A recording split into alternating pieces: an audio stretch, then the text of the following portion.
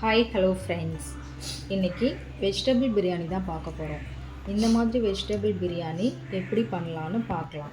அதுக்கு தேவையான பொருள் என்னென்னு பார்த்தீங்கன்னாக்க 2 வெங்காயம், பெரிய வெங்காயம், 2 தக்காளி, 3 பச்சை மிளகாய், 1 கைப்பிடி அளவு புதினா, 1 கைப்பிடி அளவு கொத்தமல்லி, 2 டேபிள் ஸ்பூன் வர மாதிரி ஜிஞ்சர் கார்லிக் பேஸ்ட், காய்கறிகள் எடுத்து வச்சுக்கிறோம் தேவையான அளவு, அப்புறம் 3 டேபிள் ஸ்பூன் கர்ட் எடுத்துக்கிறோம்.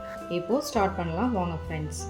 இப்போது இந்த கடாயில் இந்த குக்கரில் சூடு வந்ததுக்கு அப்புறம் 2 டேபிள் ஸ்பூன் கீ ஆட் பண்ணிக்கிறோம். அந்த கீ ஆட் பண்ணதுக்கு அப்புறம் அது மெல்ட் ஆகி வரணும். அது மெல்ட் ஆகிடுச்சான்னு பார்த்துட்டு அதுக்கப்புறம் நம்ம ஸ்பைசஸ் ஆட் பண்ணுறோம். என்னென்ன ஸ்பைசஸ் ஆட் பண்ணுறோன்னு இப்போதைக்கு நீங்கள் பார்த்தீங்க அப்படின்னாக்க பட்டை ஆட் பண்ணுறோம். அதுக்கப்புறம் அன்னாச்சி பூ இருக்கு இல்லையா, அதை ஆட் பண்ணுறோம். அப்புறம் அந்த பட்டையோட இலை இருக்குல்ல, அந்த லீஃப் அதை ஆட் பண்ணிக்கிறோம். அதுக்கப்புறம் சோம்பு ஆட் பண்ணிக்கிறோம். இப்போ சோம்பு தான் ஆட் பண்ணுறோமே தவிர ஜீரகம் இல்லை, சோம்பு தான் ஆட் பண்ணுறோம். இப்போதைக்கு இந்த சோம்பெல்லாம் ஆட் பண்ணிவிட்டு அது லைட்டாக ப்ரௌனிஷ் ஆகிற வரையும் அதை நம்ம வதக்கிக்கிறோம். ஓகேவா ஃப்ரெண்ட்ஸ்?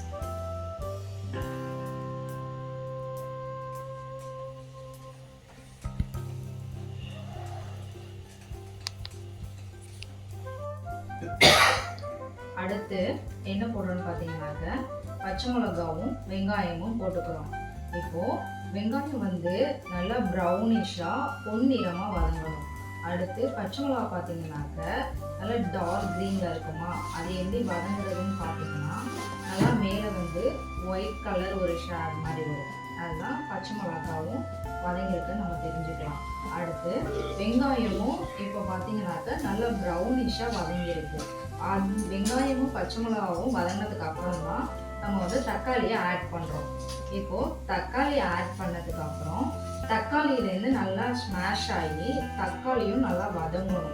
அதை நம்ம நல்லா ஹை ஃப்ளேமில் வச்சுக்காம லோ ஃப்ளேம்லேயே வச்சு நல்லா ப்ரௌனிஷாகவும் நல்லா அந்த தக்காளியோட சாறு நல்லா இறங்குற வரையும் நல்லா ஸ்மாஷ் பண்ணி நல்லா அதை வதக்கிக்கணும்.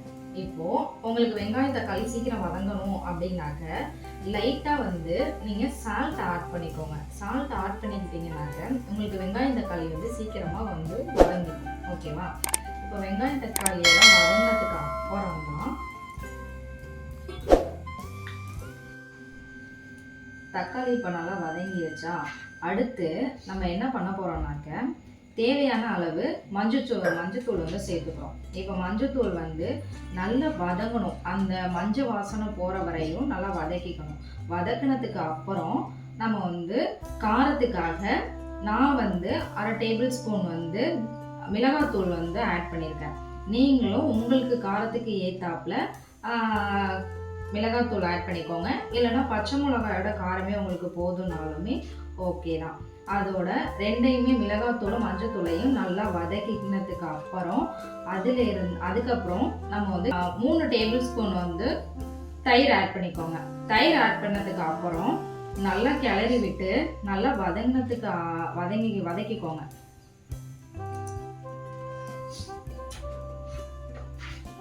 கேரட்டு, பீன்ஸு, காய்கறி இதெல்லாம் நல்லா ஆட் பண்ணிக்கணும். இதில் நீங்கள் பச்சை பட்டாணி, உருளைக்கிழங்கு இதெல்லாம் இருந்துச்சுன்னா கூட நீங்கள் ஆட் பண்ணிக்கலாம். நான் பார்த்தீங்கன்னாக்க பீன்ஸும் கேரட்டும் தான் இப்போது ஆட் பண்ணியிருக்கேன் வெஜிடபிள் ரைஸுக்கு. உங்களுக்கு தேவையானாக்க நீங்கள் ஆட் பண்ணிக்கோங்க. தேவையான அளவு நம்ம தண்ணி ஆட் பண்ணிக்கணும். இப்போது தண்ணி ஆட் பண்ணி அது கொதி வந்ததுக்கு அப்புறம் தான் நம்ம அரிசி ஆட் பண்ணிக்கணும். இப்போ பார்த்தீங்கன்னாக்க நம்ம முன்னாடியே ஒரு 15 மினிட்ஸுக்கு முன்னாடியே நம்ம அரிசி ஊற வச்சுருக்கோம். எத்தனை பேருக்கு நான் எடுத்திருக்கேன் அப்படின்னு நீங்கள் பார்த்தீங்கன்னாக்க ஒரு 4 மெம்பர்ஸுக்கு நான் தேவையான அளவுக்கு நான் அரிசி எடுத்திருக்கேன். பார்த்தீங்கன்னாக்க 3 டம்ளர் ரைஸ் எடுத்திருக்கேன்.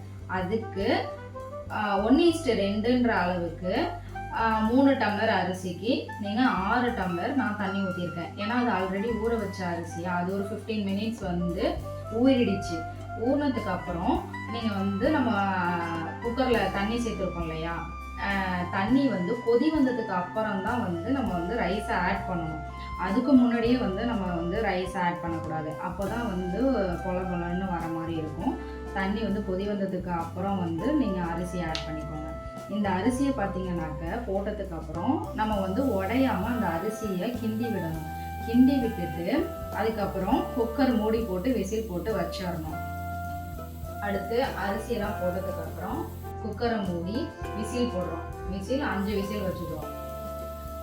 இப்போ விசில் ஃபர்ஸ்ட் விசில் செகண்ட் விசில்லாம் வந்துருச்சு. விசில் 5 விசில் வந்ததுக்கு அப்புறம் நம்ம வந்து அதை ஓப்பன் பண்ணி பார்க்குறோம். ஓப்பன் பண்ணி பார்க்கும்போது எப்படி வந்திருக்குன்னு பார்க்கலாம் ஃப்ரெண்ட்ஸ்.